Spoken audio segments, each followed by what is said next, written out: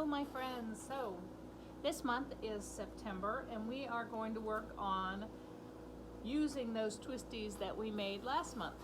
So this bead that I'm going to show you is a little bit more complex than just the one time around twisty donut bead that I did first. So what I'm going to use is one of my ribbon canes. So this is a black, white, and red ribbon cane. So I did red on one side, white on the other side, and then a black line between the two.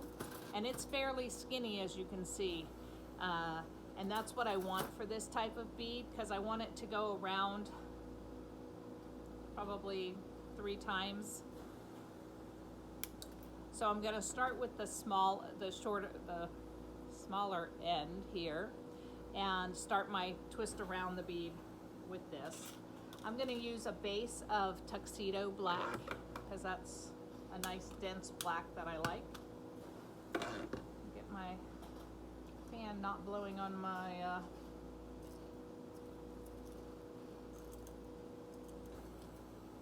all right, so I'm going to start, since I like to make my beads the same size, I use a bead roller. The other thing that you're probably going to need for this particular bead, you're going to want a base color. You're going to want your thin twisty ribbon cane twisty that you made last month.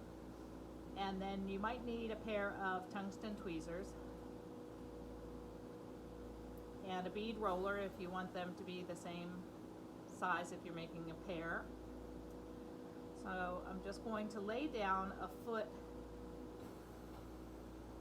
on my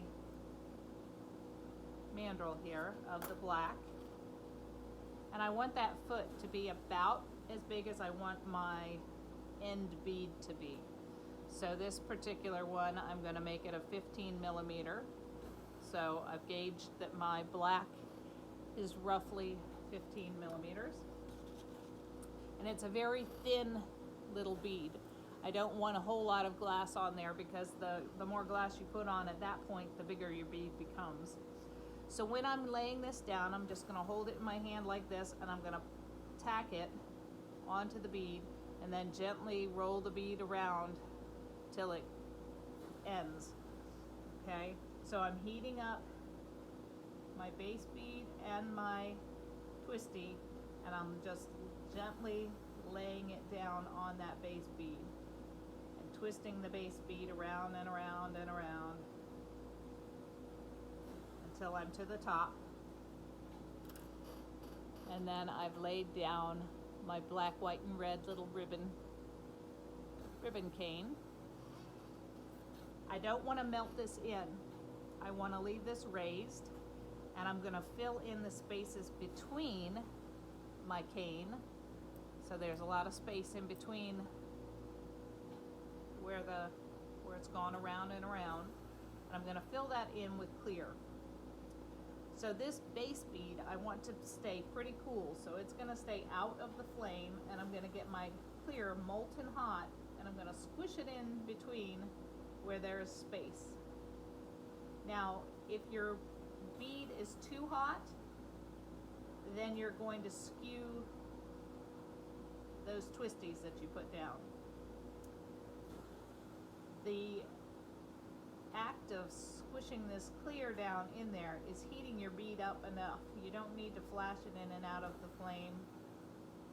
It's going to be fine for the couple of seconds that you are adding this clear.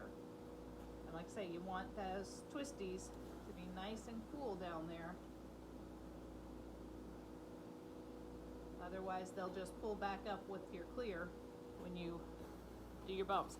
Now right now, it's a pretty lumpy, bumpy, crazy looking bead, and it's definitely not 15 millimeters.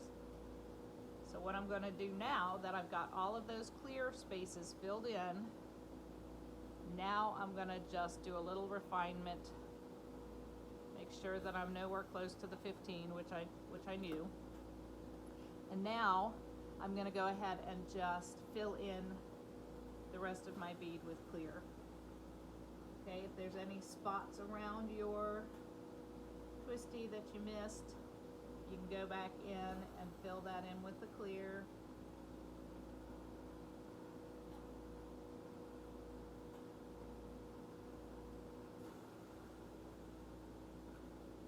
And you want to make sure you go over the twisty on that top layer, just so it's not squeezing out in between layers of clear.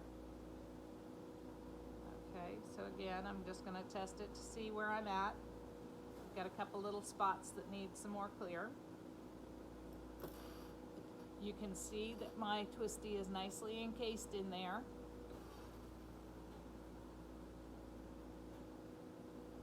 Now I'm going to purposefully put the clear where I'm a little short on glass, not just all over the bead.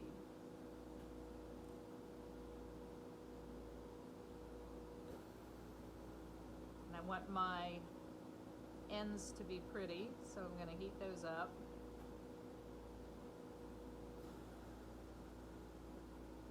That way when I roll down, when I roll it through my bead roller, those ends will get the pucker. Still not quite completely covered, or completely the size I want, so I just keep adding slowly. It's easier to add a little bit more clear than it is to try and pick it off without skewing your twisty underneath. So I just kind of gently go through and add a little bit at a time. The problem with when you do that is that you might end up breaking your bead release, which is always a pain. But that's right at about 15 millimeters here for this bead. So I'm just going to take out any of my chill marks. And I don't want that bead release to get attached to my bead anywhere but the holes, so I'm just going to knock it out of the way.